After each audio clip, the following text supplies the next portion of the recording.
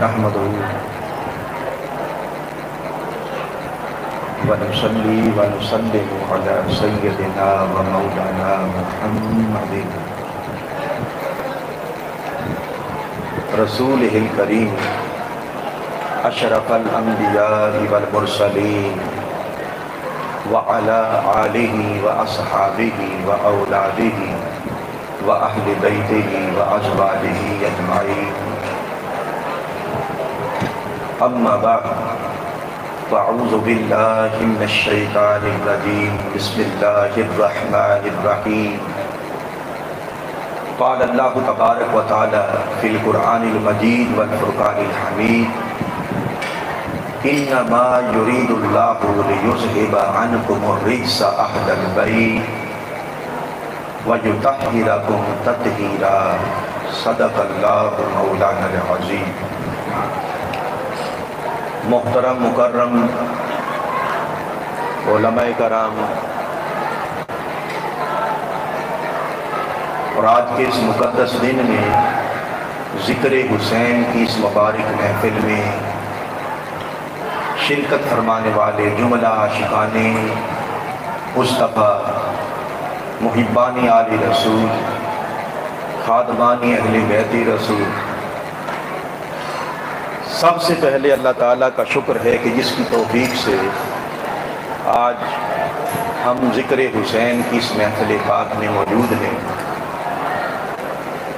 دعا گو ہوں کہ اللہ تعالیٰ ہم سب کا ذکر حسین میں بیٹھنا اور سننا اپنی بارگاہ میں قبول فرمائے، اور یاد حسین میں آنکھوں کا پرنم ہونا بارگاہ حسین میں پیش ہو، اور ہم سب کی شفاعت کے لیے چادر فاطمہ الزہرا نصیب ہو۔ لوگوں، حسین کا ذکر حسین لوگوں کی سمجھ میں نہیں آتا کہ حسین کا ذکر خالی حسین کا ذکر نہیں ہے، ذکر حسین ہی ذکر مصطفیٰ بھی ہے اور ذکر خدا بھی ہے۔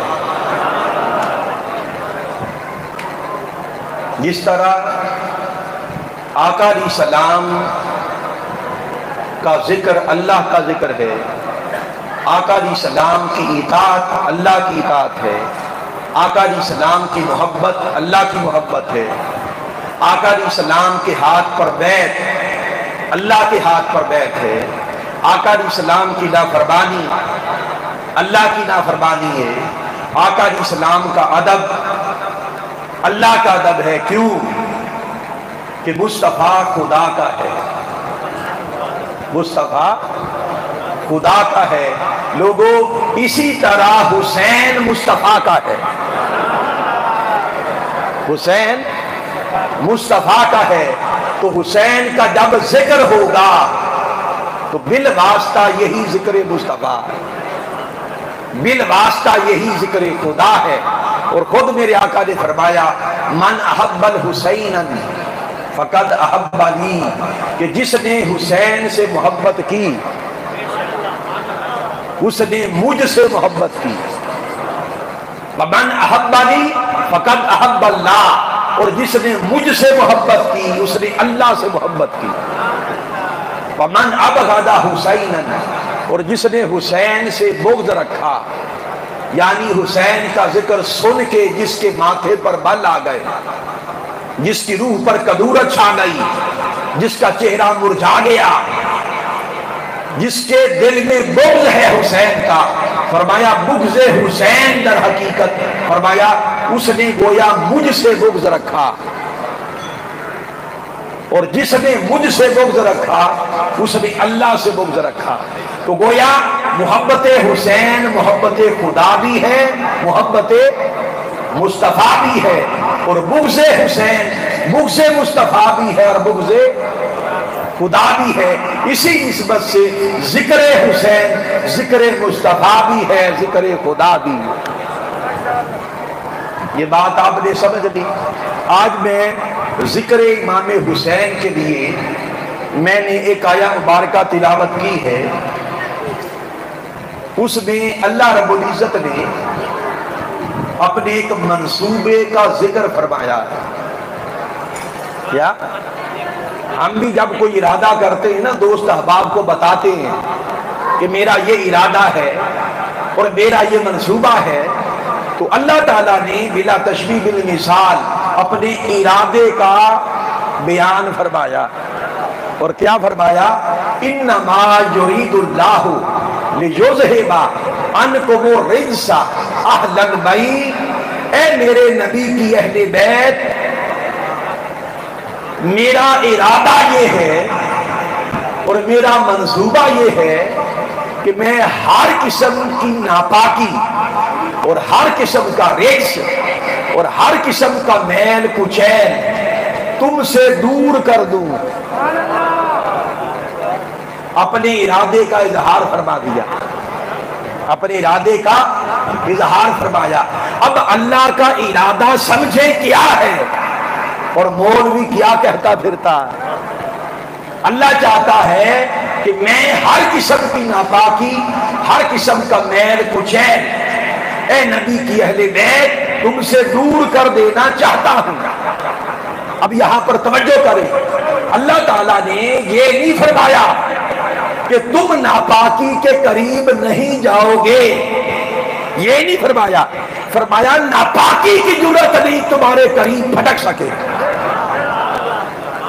تم جدھر بھی جاؤ، تم جو بھی کرو، جدھر بھی رہو، ناپاکی کی جرات نہیں کہ کسی قسم کا میل اور کچیل ظاہری ہو، باطنی ہو، فکری ہو، سوچ ہو، فکر ہو، خیال ہو، ہر قسم کی ناپاکی کو ہم نے تم سے دور کر دیا. اور ساتھ یہ ارادہ بیان کر کے اب فرمایا وَيُطَهِّرَكُمْ. ایک تو ناپاکی دور کر دی، اب اللہ چاہتا ہے تمہیں اور ستھرا کر دوں، تمہیں اور ستھرا کروں اور پھر اتنا پاک کروں اور میں تطہیرا تمہاری تطہیر ہو جائے. یہ دو لفظ یہ سمجھیے، ایک ہوتی ہے طہارت، بولیے کیا، اور ایک ہوتی ہے تطہیر. طہارت پاکی کو کہتے ہیں. کیا؟ طہارت پاکی کو کہتے ہیں. جو پاک ہو وہ طاہر ہوتا ہے، تو طہارت لوگوں پاکی کا نام ہے.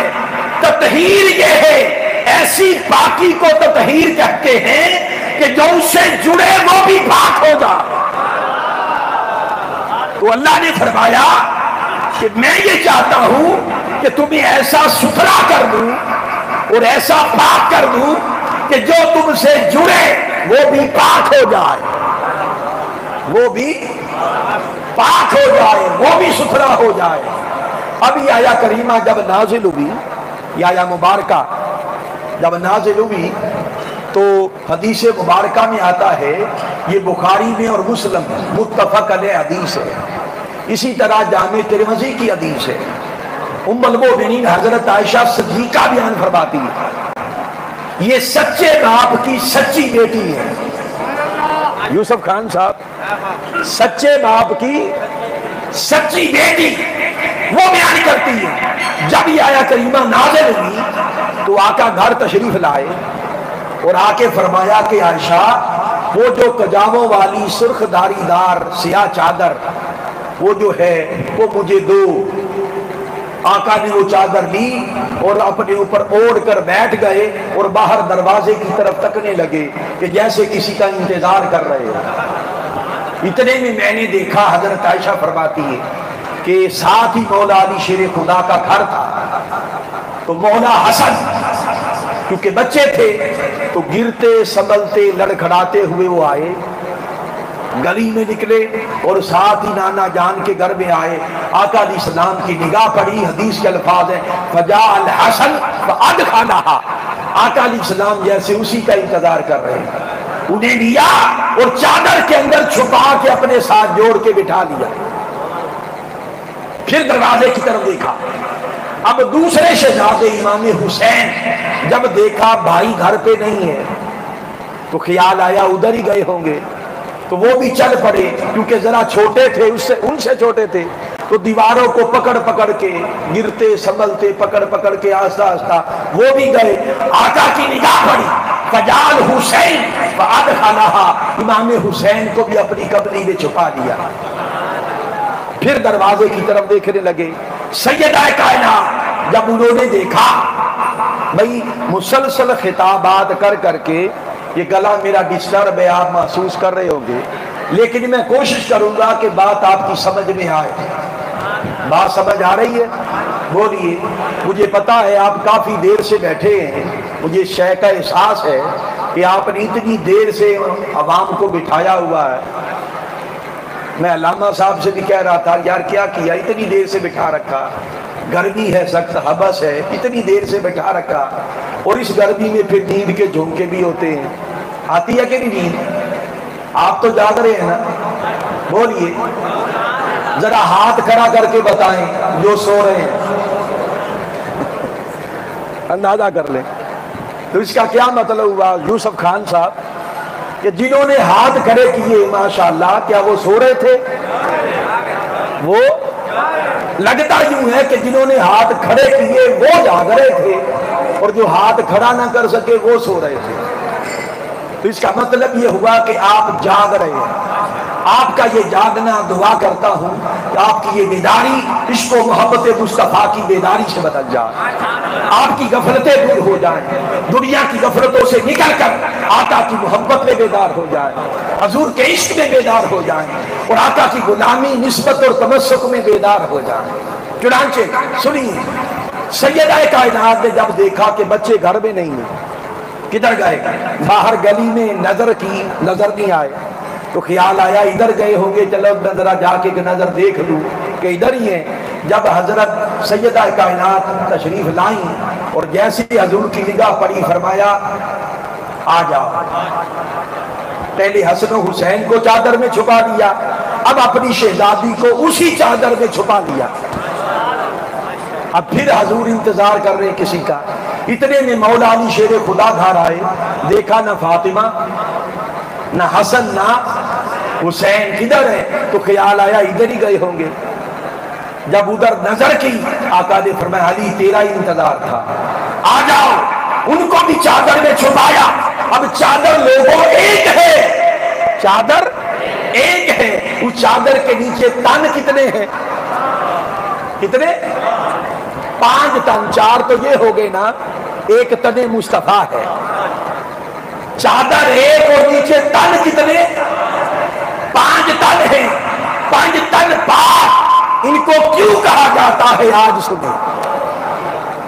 یہ چادر تطہیر ہے، اور اس کے نیچے تن ہے 5، اور جب وہ چاروں آ گئے اور 5 تن مکمل ہو گئے تو آقا علیہ السلام نے حضرت عائشہ بیان کرتی ہیں، اس آیہ کریمہ کی تلاوت فرمائی، انما یرید اللہ لیذھب عنکم الرجس اہل البیت ویطہرکم تطہیرا۔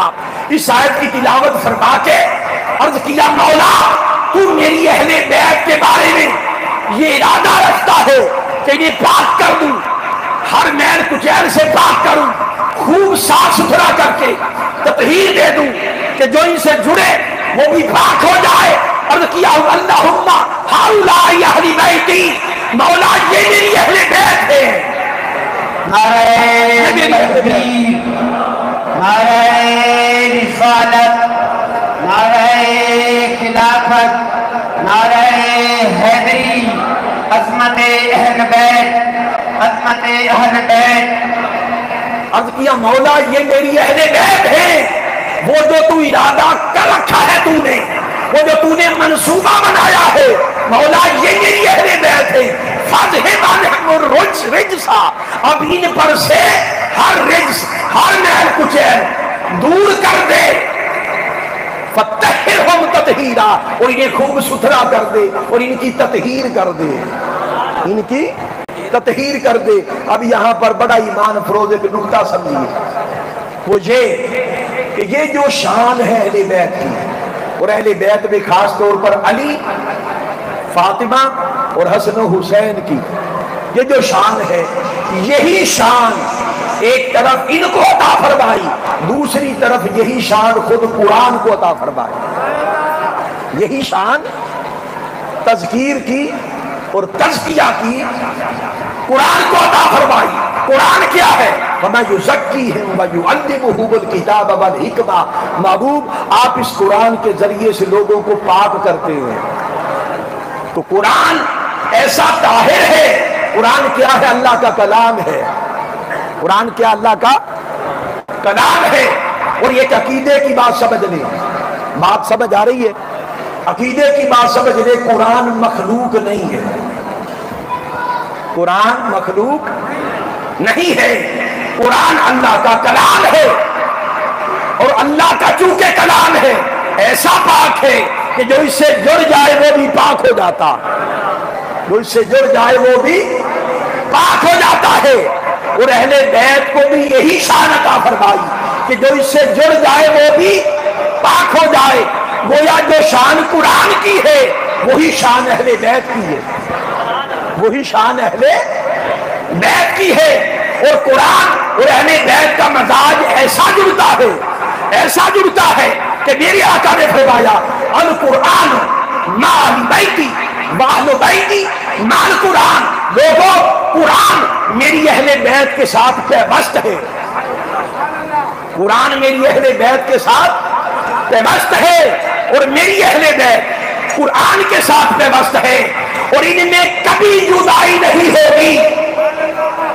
فرمایا لن یتفرقا، قرآن اور میری اہل بیت میں کبھی جدائی نہیں ہوگی، ایک لمحے کی جدائی بھی نہیں ہوگی، یہاں تک کہ قیامت کا دن آ جائے گا۔ آقا نے فرمایا حتی جائے گا الی الحوض، یہاں تک کہ جب قیامت کا دن آئے گا تو قرآن اور میری اہل بیت وہاں پر بھی اکٹھے میرے پاس حوض کوثر پر آئیں گے۔ اب اندازہ کر لیں۔ اب یہاں پر ایک اور خاص بات سمجھیے، اور یہ بات آپ پہلی بار سنیں گے، سنی تو کئی بار ہوگی مگر جو آپ کو بات نکال کے میں بتانے والا ہوں وہ نکتہ آپ نے پہلی بار سنا ہوگا۔ اب یہ جو قرآن ہے ایسا پاک ہے، ایسا پاک، فرمایا اس کو چھونا بھی ہونا تو پاکی کے ساتھ آؤ، ایسی بات ہے۔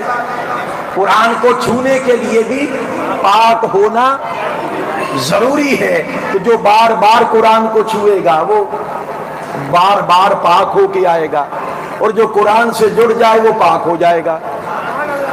یہ شان ہے قرآن کی، یہ قرآن کی شان ہے۔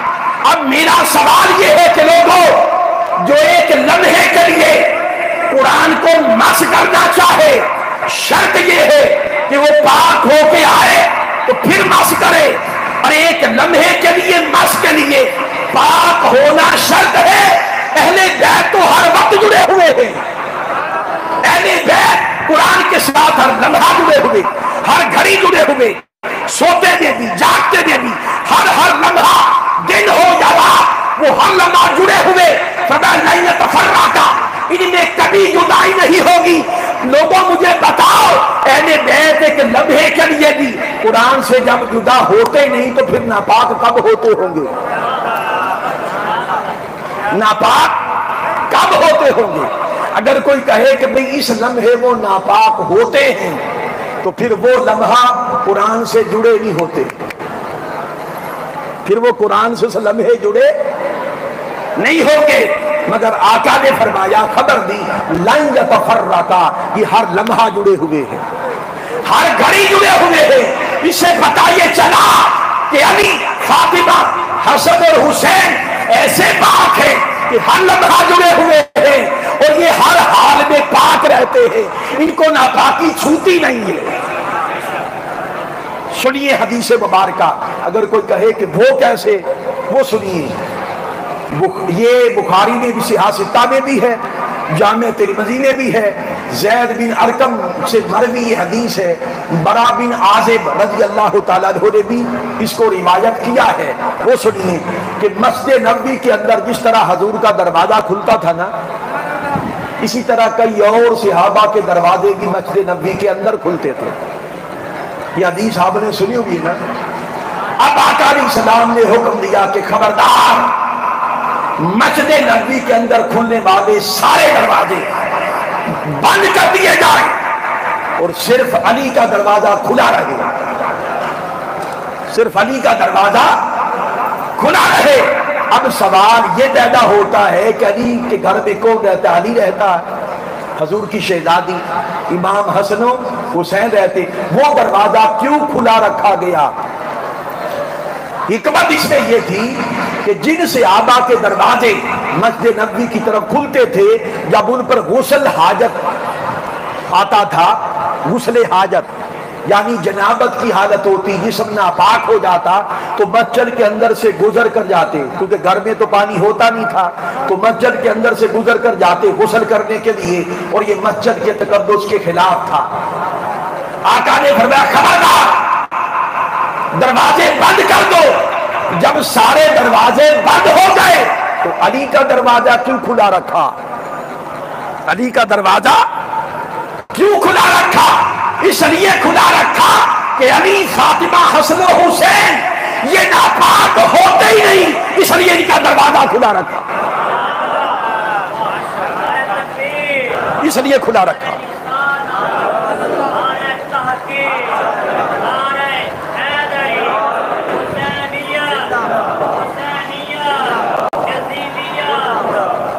اس پر چند منافقوں نے باتیں بنائیں کہ یہ اقربا پروری ہے، کہ یہ کیا ہے، اپنا خاندان ہے، آپ کی بیٹی ہے، اس لیے کھلا رکھا۔ جب ہم امام حسین کی شان بیان کرتے ہیں نا، بعض عقل کے اندر کہتے یار نانا نواسا میں پیار ہوتا نہیں، کہتے ہیں نا پیار ہوتا ہے، ایسی باتیں کرتے۔ ارے لوگوں، پیار ہوتا ہے مگر حضور جو بھی کرے اللہ کا حکم ہوتا۔ آقا نے فرمایا جب پتا چلا لوگ اعتراض کر رہے، صحابہ کو جمع کیا، منافق بھی آ گئے، ابھی تک ان کو رسوا نہیں کیا گیا تھا اور ان کا پردہ اٹھایا نہیں گیا تھا، سب جمع ہو گئے، فقام علی المنبر، میرے آقا منبر پر کھڑے ہو گئے اور میں لوگوں سنو، خدا کی عزت کی قسم میں کسی پر کوئی چیز بند نہیں کرتا کہ جب تک حکم نہ دیا جاؤں، اور کسی پر کچھ کھولتا نہیں کہ جب تک حکم نہ دیا جاؤں۔ یہ مت سمجھو کہ میری بیٹی ہے، یہ مت سمجھو کہ میری قرابت ہے، میرا خاندان ہے، یہ خشک ملاؤں کے فتوے ہیں کہ بھئی نانا نواسا میں پیار ہوتا ہے، پر نہیں، یہ اللہ کا حکم ہے کہ سارے دروازے بند کر دیے جائیں اور علی کا دروازہ کھلا رکھا جائے، اس لیے کہ علی، فاطمہ، حسن و حسین ہر کسی پر ناپاکی آتی ہے مگر ان پر ناپاکی ان کو چھو بھی نہیں سکتی۔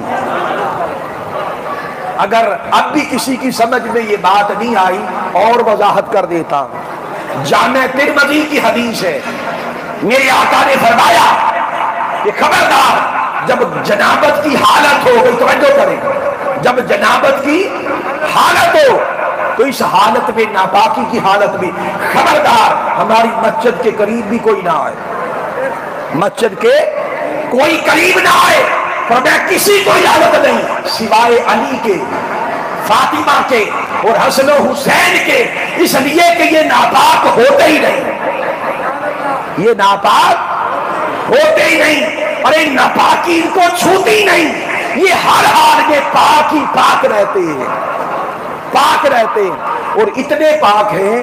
یہاں پر ایک حدیث مبارکہ میں کوٹ کرنے لگا ہوں، بڑی ایمان افروز حدیث ہے، یہ بخاری اور مسلم کی متفق علیہ حدیث ہے، سیاستہ کی اور کتب کے اندر بھی حدیث مبارکہ آئی کہ وہ جو آخری خطبہ تھا، خطبہ حجت الوداع، اس میں میرے آقا نے فرمایا کہ لوگوں، میں تو جا رہا ہوں، میں تو جا رہا ہوں، مگر تمہارے پیچھے تمہاری حفاظت کا سامان کر کے جا رہا ہوں، تمہیں لاوارث چھوڑ کے نہیں جا رہا، تمہارے ایمان کی حفاظت کا سامان کر کے جا رہا ہوں۔ اور وہ یہ فرمایا، لوگوں سنو، انی ترکتکم فیکم ثقلین، انی ترکت فیکم الثقلین، میں تمہارے اندر دو وزنی چیزیں چھوڑ کے جا رہا ہوں، بھاری چیزیں، دونوں وزنی، دونوں بھاری، کسی ایک کو بھی ہلکا نہ جاننا، وہ دو چیزیں کیا؟ فرمایا کتاب اللہ، ایک اللہ کی کتاب ہے، ایک اللہ کی کتاب ہے، فیہ ھدی والنور، اس میں ہدایت بھی ہے، نور بھی ہے، اور دوسری چیز آقا نے فرمایا وَأَهْلُ بَيْتِي، بیتراتی، اور میری اہل بیت اور میری اولاد، دو چیزیں چھوڑ کے جا رہا ہوں۔ فرمایا یہ دونوں ایسی ہے کہ احدہما اعظم من الآخر، یہ دونوں ایک دوسرے پر وزنی ہے، ہلکی کوئی نہیں ہے، ہلکی کوئی نہیں ہے۔ ان میں سے کسی ایک کو بھی ہلکا نہ جاننا، جو قرآن کو تو تھامے مگر آل رسول سے دور ہو وہ بھی گمراہ ہو جائے گا، اور جو آل رسول کی بات تو کرے مگر قرآن کی طرف نہ آئے وہ بھی گمراہ ہو جائے گا۔ فرمایا اگر گمراہی سے بچنا چاہتے ہو، فرمایا ان تمسکتم بہما لن تضلوا من بعدی، اگر ان دونوں سے جڑ گئے، قرآن اور میری اہل بیت سے، تو فرمایا میرے بعد کبھی بھی تم گمراہ نہیں ہو سکتے، گمراہ نہیں ہو سکتے۔ اب یہاں پر ایک بڑا ایمان فروز نکتہ، وہ سنیے، بڑا ایمان فروز، اور یہ بات آپ پہلی بار سن رہے ہوں گے، یہ آپ کے لیے بات نئی ہے، یہ آپ کے لیے بات نہیں ہے۔ یوسف خان صاحب آپ کے لیے بھی نہیں ہے، وہ کیوں کہ میں بیان ہی پہلی بار کر رہا ہوں، نہ کسی کتاب میں پڑھی ہوگی آپ نے، نہ کسی عالم سے سنی ہوگی۔ اب وہ چیز میں آپ کو، ہر علاقے کا، ہر محفل کا اپنا اپنا ایک نصیب ہوتا ہے، آپ کو مبارک ہو، یہ بات آپ پہلی بار سنیں گے۔ توجہ ہے علمی بات، مگر میں آسانی کے ساتھ جب سمجھاؤں گا تو یہ بات اترتی جائے گی، رکے گا کچھ نہیں۔ یہ ہمارے شیخ کا فیض ہے، ہمارے شیخ کی نظر کرم ہے۔ وہ سنیے، یہ جو فرمایا ثقلین، یہ تثنیہ کا صیغہ ہے۔ تثنیہ کہتے ہیں دو کو جوڑنا، یہ تثنیہ کہلاتا ہے، تثنیہ دو کو جوڑنا۔ ثقلین کا مطلب، طریقہ اس کا یہ ہے کہ کوئی بھی اسم ہوتا ہے نا، نام، اس کے اینڈ پر یا نون کا اضافہ کر دے تو وہ تثنیہ ہو جاتا ہے، اور تثنیہ میں دو چیزوں کو جو کر کے جوڑا جاتا، دو چیزوں کو جوڑا جاتا، اور تثنیہ میں جن دو چیزوں کو جوڑا جاتا ہے صرف انہی چیزوں کو جوڑا جاتا ہے جو ایک دوسرے کے ہم مزاج ہوں، جو ایک دوسرے کے ہم مزاج ہوں۔ مثال کے طور پر ایک لفظ ہے نعلین، کیا ہے؟ نعلین، یعنی دو جوتے، جوڑا، جوڑے کو نعلین کہتے ہیں، مگر نعلین جوتوں کے ان دو حصوں کو، جوڑے کو کہتے ہیں کہ جن کا رنگ بھی ایک ہو، جن کا سائز بھی ایک ہو، جو آپس میں ملتے ہو۔ بھئی ایک کھسا ہو اور ایک چپل ہو تو پھر ان کو تثنیہ میں ملایا نہیں جا سکتا، کیونکہ کھسا اور شے ہے، اس کا مزاج اور ہے، اور چپل کا مزاج اور ہے، تو پھر ان کو الگ الگ بیان کیا جائے گا۔ تثنیہ میں انہی دو کو جوڑا جاتا ہے کہ جن کا مزاج ایک جیسا ہو۔ اسی طرح ایک لفظ بولا جاتا ہے ظہرین، کیا لفظ؟ ظہرین سے مراد یہ ہے کہ ظہر کے ساتھ جب عصر ملتی ہے، ان دو نمازوں کو ملانا، اس کو کہتے ہیں ظہرین۔ اگر ظہر فجر کے ساتھ ملے تو ظہرین نہیں، کیوں کہ فجر کا مزاج اور ہے اور ظہر کا مزاج، بھئی فجر میں آواز بلند قرات ہوتی ہے اور ادھر خاموشی کے ساتھ ظہر میں، کیونکہ مزاج جدا جدا ہے اس لیے ان کو ظہرین نہیں کہتے۔ ظہر کا مزاج عصر کے ساتھ ملتا ہے، اس لیے دونوں کو ملا کر کہا ظہرین۔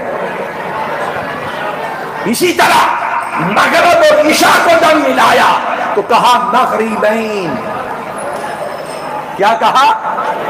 مغربین۔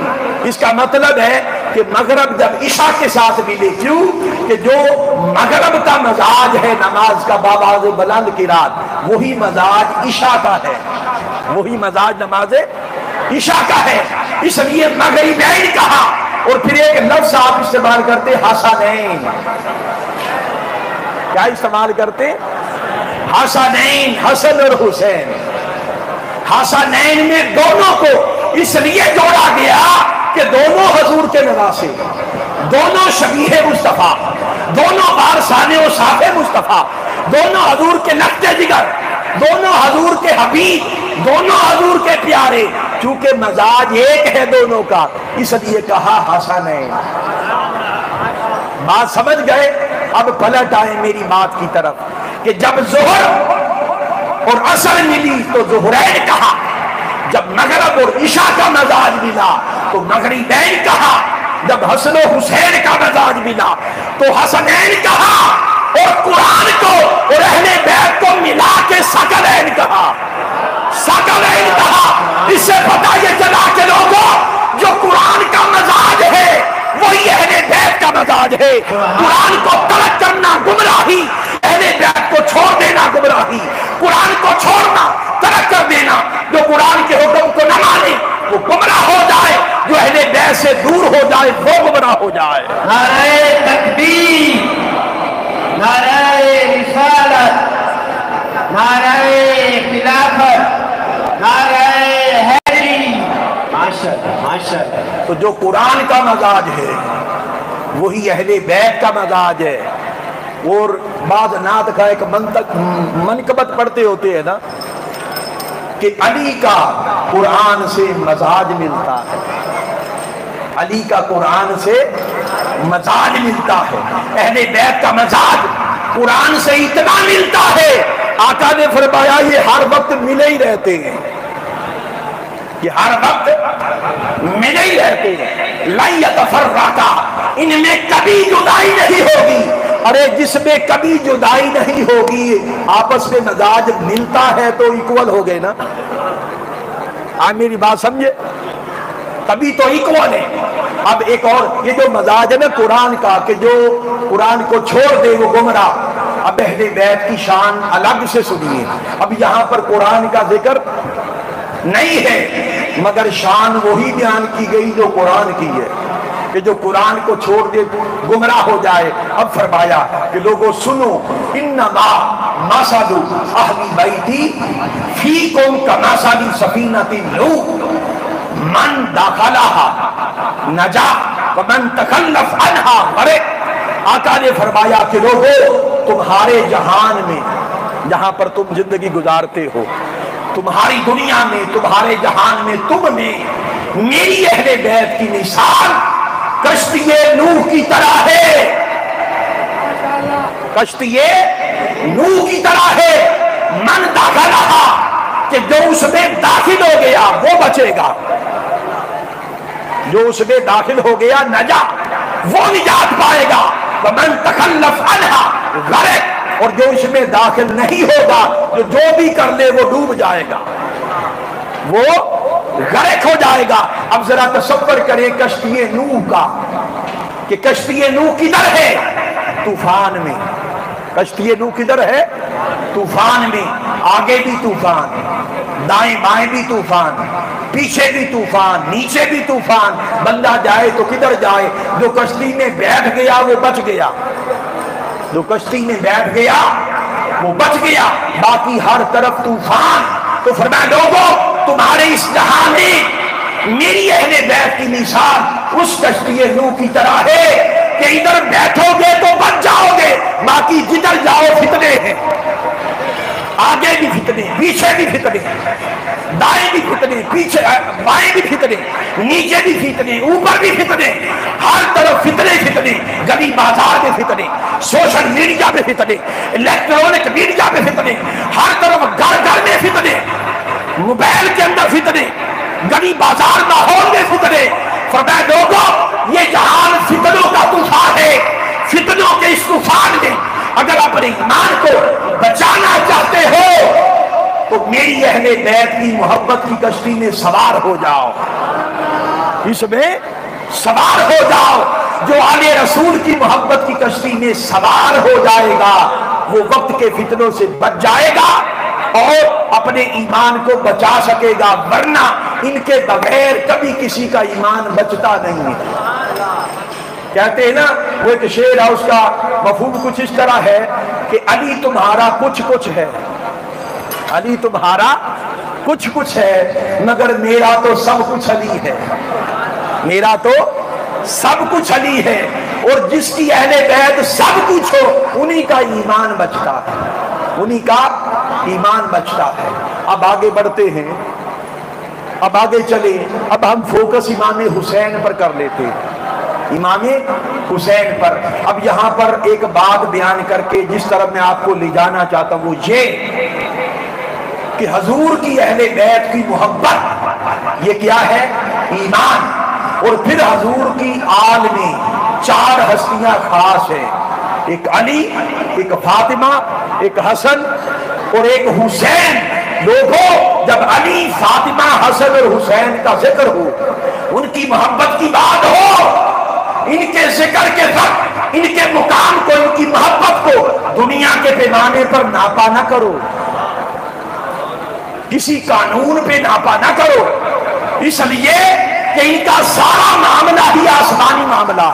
نکاح بھی علی فاطمہ کا آسمانوں پر ہوا، نکاح کے نتیجے میں حسن و حسین پیدا ہوئے، نام بھی زمینی نہیں رکھے گئے، نام بھی آسمانوں سے آئے، یہ زمینی معاملہ ہی نہیں ہے۔ ان کے مقام کو زمینی پیمانوں پر ناپا نہ کرو، ان کی شان کو بشری پیمانوں پر، عقلی پیمانوں پر اپنے بنائے ہوئے قانون کے ساتھ ماپا نہ کرو، تولا نہ کرو، اور ان کے ساتھ کبھی بھی کسی کا موازنہ نہ کیا کرو، ان کے ساتھ کوئی موازنہ نہ کیا کرو، حتیٰ کہ خلفائے راشدین خود اپنا موازنہ ان کے ساتھ نہیں کرتے، اپنا موازنہ ان کے ساتھ نہیں کرتے۔ آج لوگ موازنہ کرتے ہیں نا کہ جب علی کا ذکر ہو، فاطمہ کا ذکر ہو، حسن و حسین کا ذکر ہو تو مقابلے میں ابو بکر و عمر کو کھڑا کر دیتے ہیں۔ ایسا ہوتا ہے کہ نہیں؟ بولیے، ہوتا ہے نا کہ مقابلے میں ابو بکر و عمر کو کھڑا کر دیتے۔ خدا کی قسم ابو بکر و عمر آج زندہ ہوتے تو ایسا کہنے والوں کو 100 لتر مارتے کہ ظالموں، بدبختوں، یہ خاندان علی، فاطمہ، حسن اور حسین، ان کی محبت تو ہمارا بھی عقیدہ ہے، تو ان کے ساتھ کسی کا موازنہ۔ بھئی فضیلت کی بات جدا ہے، فضیلت وہی ہے جو خلافت کی ترتیب ہے، فضیلت کی ترتیب بھی وہی ہے، مگر یہاں پر بات ہو رہی ہے محبت کی، یہاں پر بات ہو رہی ہے محبت کی۔ اب محبت کی بات حضرت عائشہ سے سنیں۔ حضرت عائشہ سے پوچھا، کسی نے سوال کیا کہ آقا علیہ السلام کے نزدیک سب سے محبوب ترین ہستی کون؟ فرمایا فاطمہ۔ کیا فرمایا؟ فاطمہ۔ پوچھنے والے نے پوچھا ام المؤمنین ان کے بعد؟ فرمایا فاطمہ کا شوہر۔ اب یہ محبت کی بات ہو رہی ہے، فضیلت کی نہیں، یہ حب کی بات ہے، فضیلت کی نہیں۔ اسی طرح حضرت عائشہ فرماتی ہے ایک وفد حضور کے پاس آیا اور ان میں سے کسی نے یہی سوال کر دیا کہ آقا سب سے محبوب ترین ہستی آپ کی کون ہے؟ آقا نے فرمایا فاطمہ۔ اس سائل نے عرض کی آقا ان کے بعد؟ فرمایا پھر فاطمہ۔ عرض کی آقا ان کے بعد؟ فرمایا پھر فاطمہ۔ اس صحابی نے دیکھا کہ حضور کی توجہ ادھر سے ہٹ ہی نہیں رہی اور میں کچھ اور پوچھنا چاہتا ہوں، تو سوال بدل دیا۔ عرض کی آقا ٹھیک ہے، یہ بتائے مردوں میں کون؟ یہ بتائے مردوں میں کون؟ جب مردوں کی بات ہوئی کہ مردوں میں کون، مردوں میں کون، تو آقا نے فرمایا فاطمہ کا شوہر۔ آقا نے فرمایا فاطمہ کا۔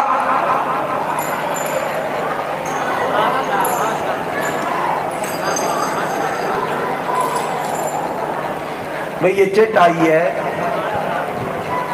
چٹ آئی ہے، جس طرح انہوں نے ادب کے ساتھ عرض کیا ہے اور میں بھی ادب کے ساتھ عرض کرنے لگا ہوں۔ ادب کے ساتھ انہوں نے یہ عرض کیا ہے کہ یہ باتیں چھوڑیں، یہ سب کو پتا ہے، یہ سب کو پتا ہے، شہادت بیان کر دیں۔ مجھ کو یہ بتائیں شہادت سب کو پتا ہے یا ان باتوں کا سب کو پتا ہے؟ میں شہادت کی طرف بھی آتا ہوں، میں شہادت کی طرف بھی آتا ہوں، میں اس طرف ہی جا رہا ہوں، میں اس طرف ہی جا رہا ہوں۔ چنانچہ یہ بات سنی، آقا نے فرمایا فاطمہ کا شوہر۔ اب دیکھیں نا، یہ نہیں فرمایا کہ علی، یہ نہیں فرمایا کہ علی، بلکہ حضور کی توجہ اب بھی فاطمہ، حضور کا فوکس، حضور کا دھیان اب بھی فاطمہ کی طرف۔ جب سوال بدل دیا، جب سوال بدل دیا کہ مردوں میں کون، آقا نے فرمایا فاطمہ کا شوہر۔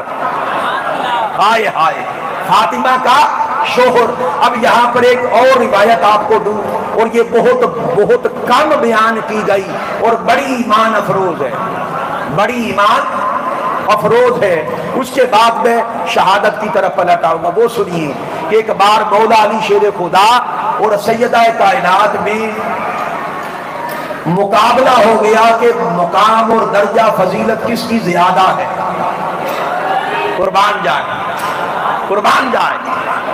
وہ اس طرح کہ سیدہ کائنات روٹیاں بنا رہی ہیں، سیدہ کائنات روٹیاں بنا رہی ہیں، مولا علی شیر خدا آئے، چہرے پر مسکراہٹ، چہرے پر مسکراہٹ لیے کہ جیسے چہرے پر بڑی خوش مزاجی ہے۔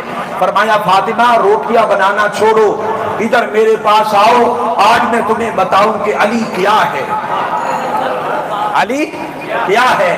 آپ نے جب دیکھا کہ خوش مزاجی میں ہے تو آپ نے بھی روٹیاں چھوڑی، ہاتھ صاف کیے اور آ کے بیٹھ گئی۔ فرمایا جی بتائیں آپ کیا ہیں، بتائیں آپ کیا ہیں۔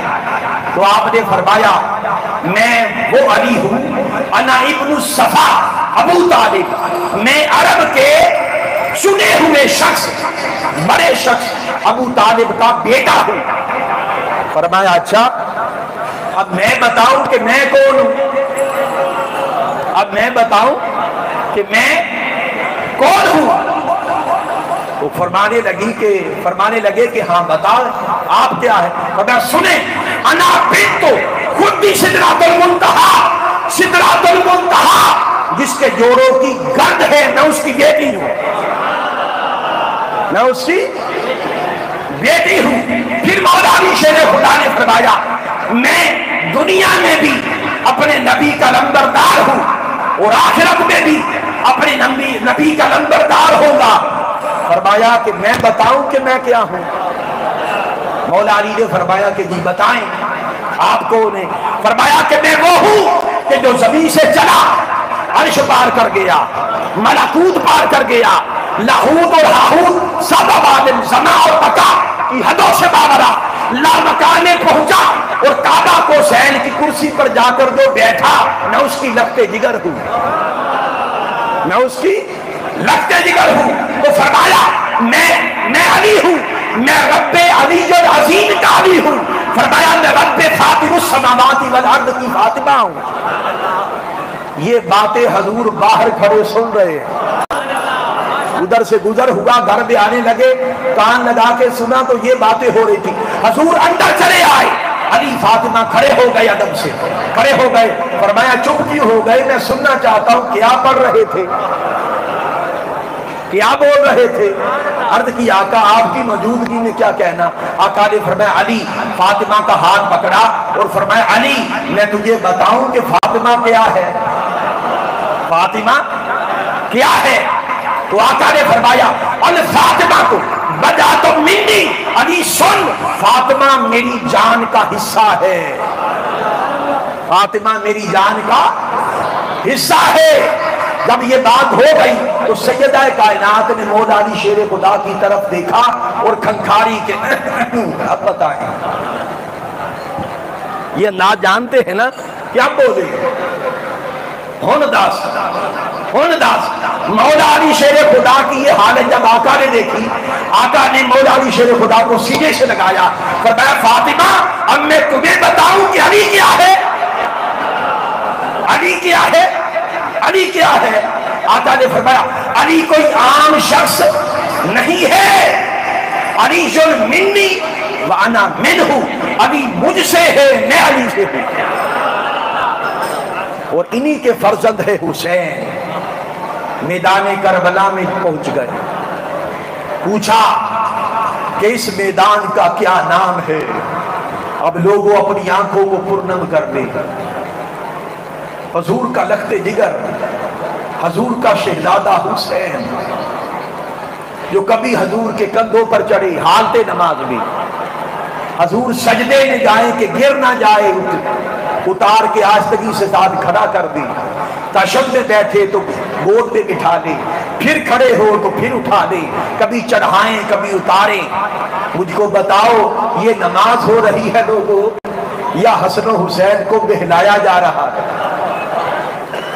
بہلایا جا رہا ہے. میدان کرب و بلا میں حسین پہنچا، پوچھا کہ اس میدان کا کیا نام ہے؟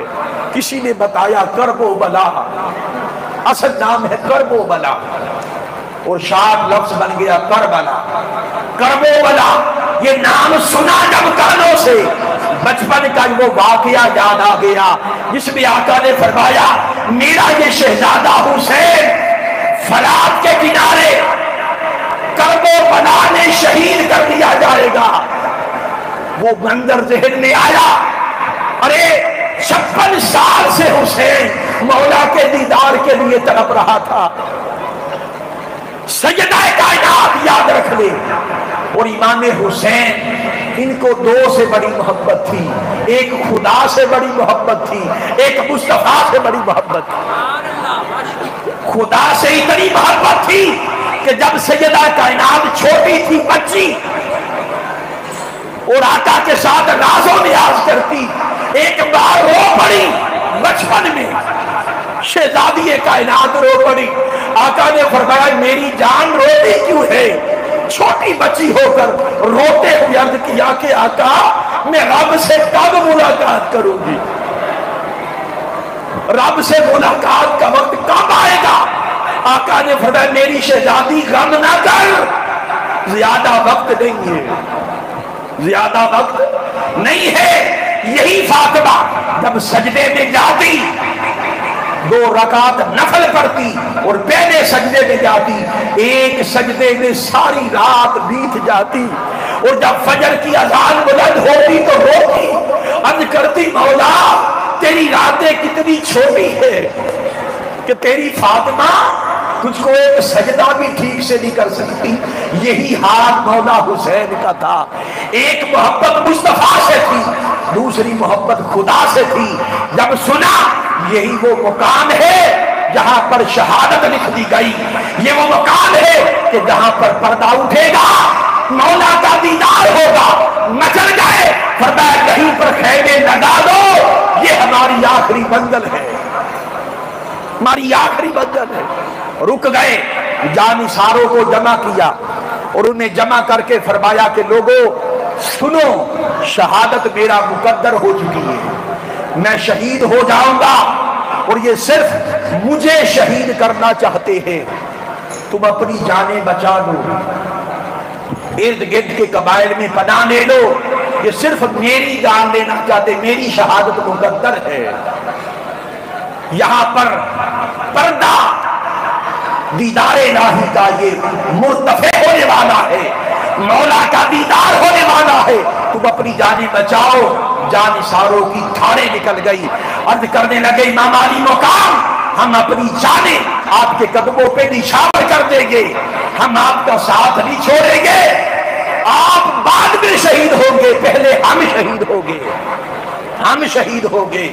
چنانچہ اس میدان کربلا میں جب دیکھا کہ انہوں نے فیصلہ کر لیا ہے جنگ کا، فیصلہ کر لیا ہے جنگ کا، اور جنگ کا فیصلہ کرنے والے کو نبی کا کلمہ پڑھنے والے، نبی کا کلمہ پڑھنے والے.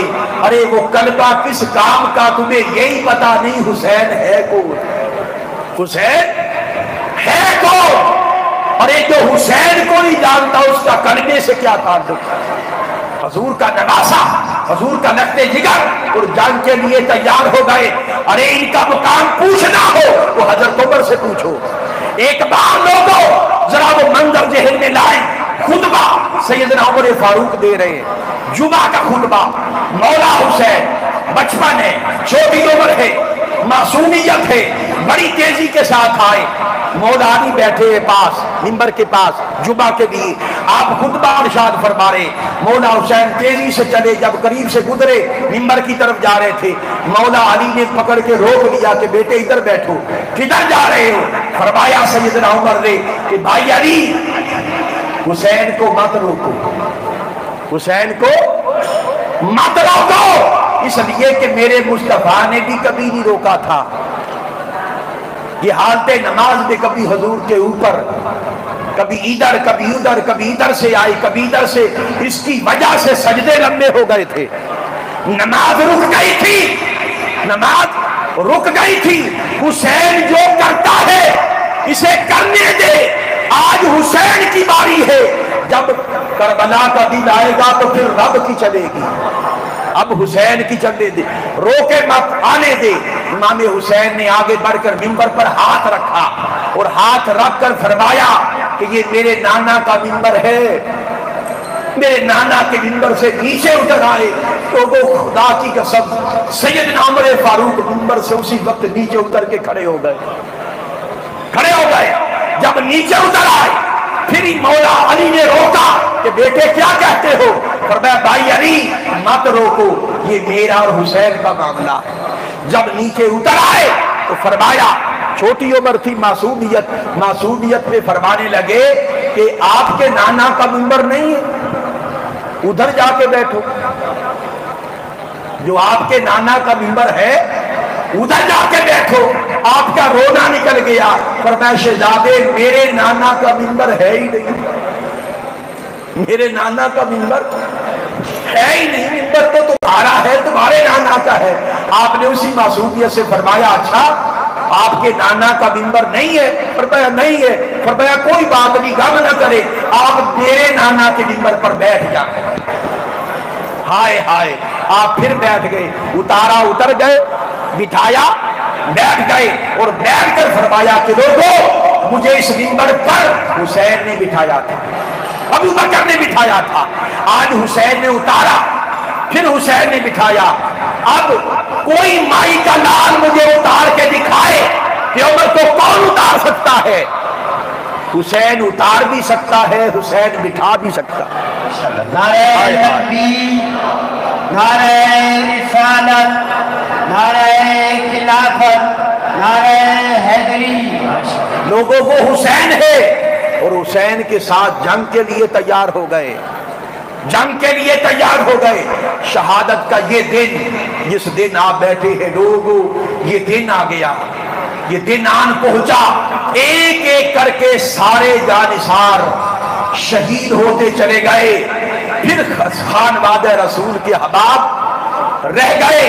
आपने चाहा कि इस खानदान की तरफ से सबसे पहले मैं जाता हूं, मैं जाता हूं, मगर अली अकबर शहजादा आपका 16 या 18 साल की उम्र है, वो आ गए। ये अली अकबर कौन है? ये तस्वीर मुस्तफा है, ये शबीह मुस्तफा है। वो आ गए, अर्ज किया बाबा जान जवान बेटों की मौजूदगी में बाप इस ऐसे मार्गे पर नहीं जाया करते, पहले आपका जवान बेटा शहीद होगा और फिर आपकी शहादत का नंबर आएगा। चुनांचे मौला हुसैन ने लोगों अपने हाथों से तैयार किया। जब जाने लगे ख्याल आया, अर्ज किया बाबा मैं अपने भाई आबिद से मिल लूं, जो बीमार है, आबिद से मिल लूं। फूफो जान ने कहा, सैयदा ज़ैनब ने, बेटे अली अकबर आबिद बीमार है, उससे तो खड़ा भी नहीं हुआ जाता। अल्लाह की कुदरत का सदा हिफाजत का था कि इन पर बीमारी मुसल्लत की जाए ताकि ये सलामत रहे। उठते थे तो गिर जाते थे, इतने बीमार थे। कहने लगी वो बीमार है, उसके पास ना जाओ, उसे गम होगा। अर्ज करने लगे कि फूफो जान एक निगाह भाई को देखूंगा फिर आ जाऊंगा। इजाजत मिल गई। आशिकी के साथ खैमे में गए, मगर देखा कि आपकी आंखें खुली हुई है। और फरमाया कि भाई अली अकबर आप भी मुझे छोड़ के जा रहे हो, आपको खबर हो गई थी कि सब चले जाएंगे, मैं अकेला रह जाऊंगा। भाई आप भी छोड़ के जा रहे हो। اور ایسے سفر پر جا رہے جو بڑا آسان ہے، جو بڑا آسان ہے۔ کسی عاشق نے کہا کہ انہوں نے جواب دیا کہ سوکھا سفر شہادت دا، پیندا اوکھا سفر شام دے راہ دا۔ سوکھا سفر شہادت دا تے پیندا اوکھا شام دے راہ دا، تے شام بازار وچ آ دیکھی تو حال غریب بھرا دا، تسا سوکھے کم چا آب چنے تے سوکھا سفر قضا پھل جگر تے سینا سوکھا ہے تے دکھ اوکھا پاک رضا دا۔ فرمایا شہادت تو آسان ہے مگر اس لٹے پٹے کافرے کو، بیویوں کے کافرے کو شام کے بازاروں میں اور دمشق کے بازاروں میں لیے پھرنا بڑا مشکل ہے۔ دھاڑے نکل گئی، آپ وہاں سے چلے، میدان میں پہنچے۔ علی کا یہ شعر جب آیا، راوی کہتا ہے خدا کی قسم ہم نے دیکھا ایک بچہ آیا، اس کا چہرہ، اس لڑکے کا چہرہ چودھویں کے چاند کی طرح چمک رہا تھا اور وہ بہو تصویر مصطفیٰ نظر آتا تھا۔ یوں نظر آتا تھا کہ جیسے ساری کائنات کو روشن کرنے والا سورج ابھی ابھی بادلوں کی اور سے باہر آیا ہو۔ اس خورشید مہتاب کی طرح اس بچے کا چہرہ روشن تھا، وہ آندھی طوفان کی طرح ٹوٹ پڑا، یوں لگتا تھا کہ جیسے حاضری کچھار سے علی کا شیر باہر آ گیا ہو۔ گاجر بونی کی طرح یزیدیوں کے سر قلم کرنے لگا۔ مولا حسین نے چاہا کہ اپنے لگتے جگر کو، حسن کے باہے تمام کو اپنی آنکھوں سے لڑتے ہوئے دیکھوں، مگر کربلا کی گرد نے ان کو چھپا لیا تھا۔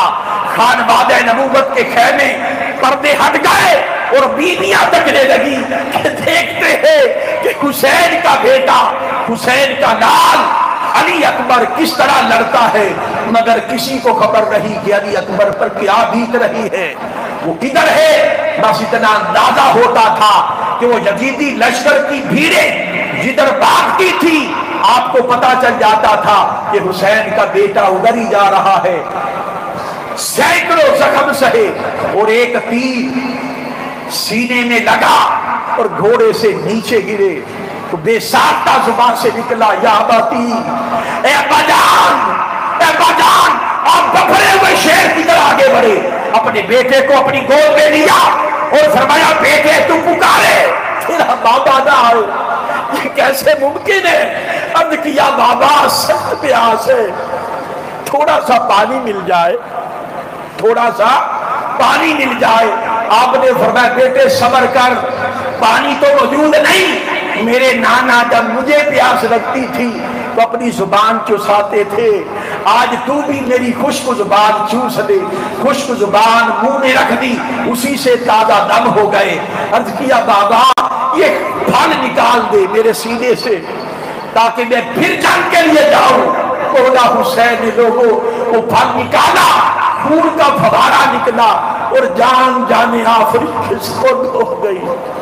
مولا حسین نے ہاتھوں میں خون لیا اور اس طرح آسمان کی طرف اچھالا، عرض کیا مولا میری طرف سے یہ قربانی بھی قبول فرما، یہ بھی قبول فرما۔ پھر لاشا علی اکبر کا اٹھایا، راوی کہتے خدا کی قسم جب لے کر چل رہے تھے تو حسین کے پاؤں زمین پر گھسٹ رہے تھے۔ 56 سال اور 5 ماہ آپ کی عمر تھی اور سر اور داڑھی مبارک کا کوئی بال سفید نہ تھا۔ جب لاشا جوان بیٹے کا کندھوں پر اٹھایا اور خیمے تک پہنچے تو کوئی ایک بال بھی سیاہ نہ تھا۔ یہ منظر سکینہ نے دیکھا، چیخ پڑی، اب کیا پھپھو جان بابا بوڑھے ہو گئے، بابا بوڑھے ہو گئے، بابا بوڑھے ہو گئے۔ امام علی مقام نے اس غم کو سہا مگر زبان پر شکوہ نہ آیا۔ عرض کیا مولا یہ قربانی بھی قبول فرما۔ المختصر یہ کہ لوگوں پھر وہ وقت آن پہنچا، وہ لمحہ آن پہنچا جس کے لیے چشمے فلک ترس رہی تھی، جس نظارے کو تکنے کے لیے قدسیان فلک میدان کربلا کو تک رہے تھے۔ کارکنان قضا و قدر کی چیخیں نکل گئی، زمین و آسمان تڑپ گئے، ملائکہ رو پڑے، عرض کرنے لگے مولا کیا وہی ہونے والا ہے جس کے بارے میں ہم نے سن رکھا ہے؟ وہ رو پڑے، فرمایا فرشتوں آج کوئی اور بات نہ کرو، تم ہی کہتے تھے اس انسان کو زمین پر تو خلیفہ بنائے گا، ہم تیری عبادت کرتے ہیں۔ فرمایا فرشتوں اپنی زندگی کی ساری باتیں جمع کر کے ایک طرف رکھو، میرے حسین کی صدا کو ایک طرف رکھو، میرے حسین کی صدا پر تمہاری ساری باتیں قربان، ساری باتیں قربان۔ ملا کر وہ لمحہ آیا جب دشمن کی تلوار چلی، آپ شہید ہو گئے، ملا کر سرخرو ہو گئے، اور شاباشی مل رہی ہے کہ بیٹے حسین، نانا جان فرماتے ہیں کہ بیٹے حسین تو نے میرے کندھوں پر سواری کی تھی، میرے کندھوں پر سواری کی لاج رکھ لی۔ آواز آئی کہ حسین تیرے رگوں پہ میں میرا علی کا خون گردش کر رہا تھا، تو نے میرے خون کی لاج رکھ لی۔ آواز آئی کہ حسین تو نے میرا دودھ فاطمہ کا پیا تھا، آج تو نے میرے دودھ کی لاج رکھ لی۔ آواز آئی حسین آج تو نے میری عبادت کی لاج رکھ لی۔ حسین آج تجھ پر خدا کو فخر ہے، حسین تجھ پر مصطفیٰ کو فخر ہے، حسین تجھ پر علی کو فخر ہے، حسین تجھ پر فاطمہ کو فخر ہے، حسین تجھ پر انسانیت کو فخر ہے، تجھ پر آدمیت کو فخر ہے، تجھ پر امامت کو فخر ہے، تجھ پر ساری کائنات کو فخر ہے، تجھ پر خود عبادت کو فخر ہے۔ حسین تو نے دین کو سربلند کر دیا، دین کو زندہ کر دیا، اب تو رضا بن قضا کا تاج پہن کے میری بارگاہ میں آ جا، اس حال میں کہ راضیہ تب مرضیہ، کہ تو مجھ سے راضی تھا میں تجھ سے راضی ہوں۔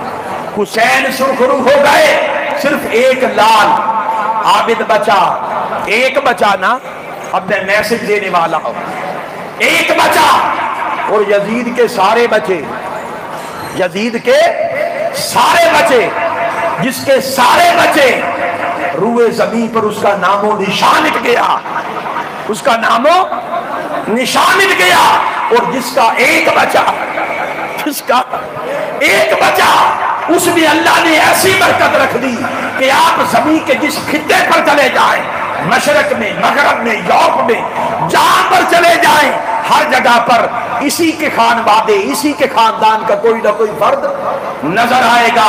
دشمنوں کا نام و نشان مٹ گیا، حسین آج بھی زندہ ہے۔ اور میسج یہ دے رہا ہوں کہ لوگوں، دین کی حقیقت حسینیت ہے، دین کی حقیقت کیا ہے؟ حسینیت ہے، دین کی زندگی فکر حسینی میں ہے۔